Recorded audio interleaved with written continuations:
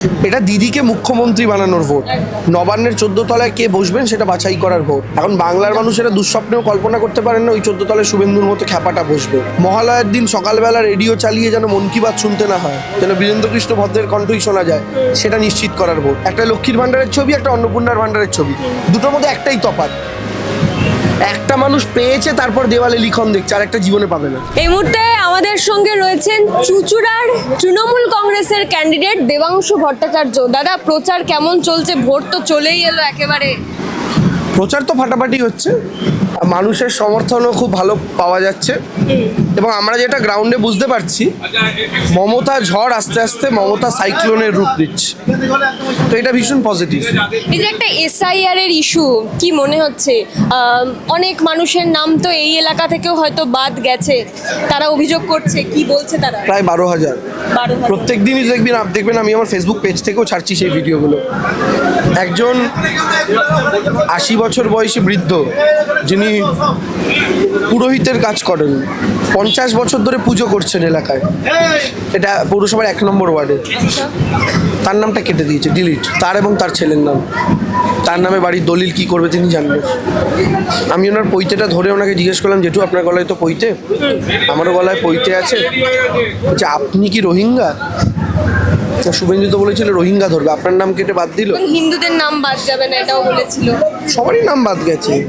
যারা যারা আসলে বিজেপির বাংলার নেতারা এই কথাটা ভেবেছিল, কারণ তাদের কেন্দ্রীয় নেতৃত্ব আশ্বস্ত করেছিল, কিন্তু আমরা এটা প্রথম থেকে বলে আসছি, বাংলার বিজেপি নেতারা এটা জানলেও বিশ্বাস করতে চায় না যে দিল্লির বিজেপি বা কেন্দ্রীয় বিজেপি বাঙালি জাতিটাকে শত্রু মনে করে। ফলে শুভেন্দু অধিকারী, সুকান্ত মজুমদার, শ্রমিক ভট্টাচার্য, নেহাত বিজেপির ট্যাগটা আছে বলে এখনো কাটতে পারেনি, যদি ওই ট্যাগটা চলে যাবে এরাও নাম ডিলিটেড হবে।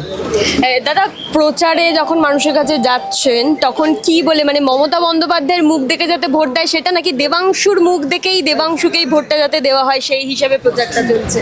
দেখুন, আমাদের তো তৃণমূল কংগ্রেসের সিম্বল ঘাসফুল, আর আমরা যার মুখকে সামনে রেখে লড়াই করি তিনি মমতা বন্দ্যোপাধ্যায়। অবশ্যই ক্যান্ডিডেট হিসাবে আমি এসেছি, আমি কি করব না করব সেটা মানুষের কাছে আলাদা অ্যাপিল, কিন্তু এটা বিধানসভা নির্বাচন, এটা দিদিকে মুখ্যমন্ত্রী বানানোর ভোট। নবান্নের 14 তলায় কে বসবেন সেটা বাছাই করার ভোট। এখন বাংলার মানুষেরা দুঃস্বপ্নেও কল্পনা করতে পারেন না ওই 14 তলায় শুভেন্দুর মতো খ্যাপাটা বসবে, ঠিক আছে?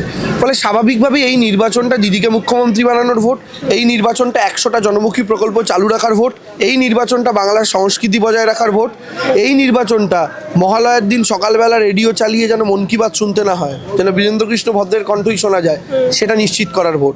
কিন্তু বিজেপি তো বলছে, তারাও প্রচার করছে যে তারা লক্ষ্মীর ভান্ডার, যুবসাথী 3000 টাকা করে দেবে, যেটা এখন এই রাজ্যে। না, আমি তো ওরা বুঝছি না, ওরা যুবসাথীর বিরোধিতা করলো, করে বললো ভিক্ষা ভাতা, লক্ষ্মীর ভান্ডারের বিরোধিতা করে বললো ভিক্ষা ভাতা, এখন বলছে আমরা এলে ডবল দেবো।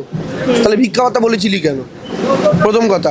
দ্বিতীয় কথা, আরেকটা কথা বলা শুরু করলো, তারপর সবই তো সরকারের, জনগণের ট্যাক্সের টাকা দিয়ে সরকার দিচ্ছে, তা আমরা পাল্টা সব জায়গায় মানুষকে বলছি যে ঠিকই তো, লক্ষ্মীর ভান্ডার, যুবসাথী সবই জনগণের ট্যাক্সের টাকা দিয়ে দিচ্ছে, কিন্তু আমাদের প্রশ্নটা হচ্ছে লক্ষ্মীর ভান্ডার, যুবসাথী জনগণের ট্যাক্সের টাকা, একথা যেমন সত্যি, একথাও সত্যি যে আমরা 34 বছরেও ট্যাক্স দিয়েছিলাম, টাকাগুলো গেছিল কোথায়?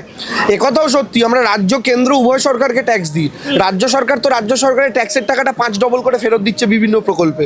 কেন্দ্রীয় সরকারকে যে ট্যাক্সের টাকাটা আমরা দিচ্ছি, 1 টাকা ট্যাক্স দিলে জিএসটিতে 50 পয়সা দিদিকে দিই, 50 পয়সা মোদিকে দিই। দিদির 50 পয়সাটা লক্ষ্মীর ভান্ডার, যুবসাথী, খাদ্যসাথী, ফ্রি রেশন, বাচ্চাদের জুতো, মোজা, বই, খাতা, ব্যাগ, টেস্ট পেপার, ট্যাপ কেনার টাকা, কন্যাশ্রীর টাকা, মারা গেলে সমব্যথীর 2000 টাকা, ঢালাই রাস্তা, আলো, ড্রেন সব করে ফেরত দিচ্ছে।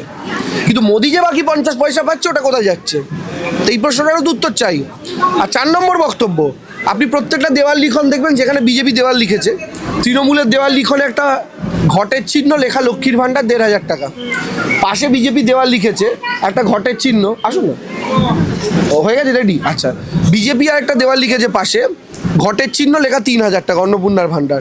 তৃণমূলের দেওয়াল লিখন, বিজেপির দেওয়াল লিখন, দুটো পাশাপাশি, একটা লক্ষ্মীর ভান্ডারের ছবি, একটা অন্নপূর্ণার ভান্ডারের ছবি, দুটোর মধ্যে একটাই তফাৎ। একটা মানুষ পেয়েছে তারপর দেওয়ালে লিখন দেখছে, আর একটা জীবনে পাবে না। বিজেপি সেটা দেওয়ালে লেখে যেটা ওরা প্রতিশ্রুতি দেয় কিন্তু জীবনে দেয় না, আর তৃণমূল সেটাই দেওয়ালে লেখে যেটা অলরেডি দিয়ে ফেলেছে। এটা হচ্ছে দুটো পার্টির মধ্যে তফাৎ। মহিলাদের নিরাপত্তা নিয়ে তারা প্রচন্ড প্রচার করছে, দুর্গা স্কোয়াড বানাবে বলছে, মহিলা পুলিশ ব্যাটালিয়ন, কে বলছে? বিজেপি সংকল্প। তো মহিলা পুলিশ ব্যাটালিয়নটাকে উত্তরপ্রদেশে নামাক না, ধর্ষণে তো 1 নম্বর, ধর্ষণে 2 নম্বর বিজেপি শাসিত রাজ্য, ধর্ষণে 3 নম্বর বিজেপি শাসিত রাজ্য। উড়িষ্যাতে ক্ষমতা এসছে 1.5 বছর, যে পুরীর বিচে আমরা বাঙালিরা ঘুরে বেরিয়েছি এতদিন, সেই পুরীর বিচে গণধর্ষণ হচ্ছে, বান্ধবীকে রেপ করছে তার বয়ফ্রেন্ডকে চেয়ারে বেঁধে রেখে। জীবনে কল্পনা করতে পেরেছি? বিজেপি যেখানে গেছে মহিলাদের জন্য নরক করে দিয়েছে সেই জায়গাকে, কারণ এটা মহিলাদের সম্মান দিতে পারে না। আপনি আমার একটা কথা বলুন, রেখা গুপ্তা বাদ দিন, আধা রাজ্যের মুখ্যমন্ত্রী দিল্লি, বাকি বিজেপির এবং জোট সরকারের 20টা রাজ্যে মুখ্যমন্ত্রী আছে, একটা মহিলা মুখ্যমন্ত্রী দেখানো হয় পূর্ণ রাজ্যের, একটা মহিলা মুখ্যমন্ত্রী। আর মমতা তৃণমূলে একটা রাজ্যের সরকার, একটাই মহিলা মুখ্যমন্ত্রী। তা আপনারা 20টা রাজ্যে ক্ষমতায় থেকে একটা পূর্ণাঙ্গ রাজ্যে মহিলা মুখ্যমন্ত্রী করতে পারেননি, আপনারা কি মহিলাদের সম্মান দেবেন?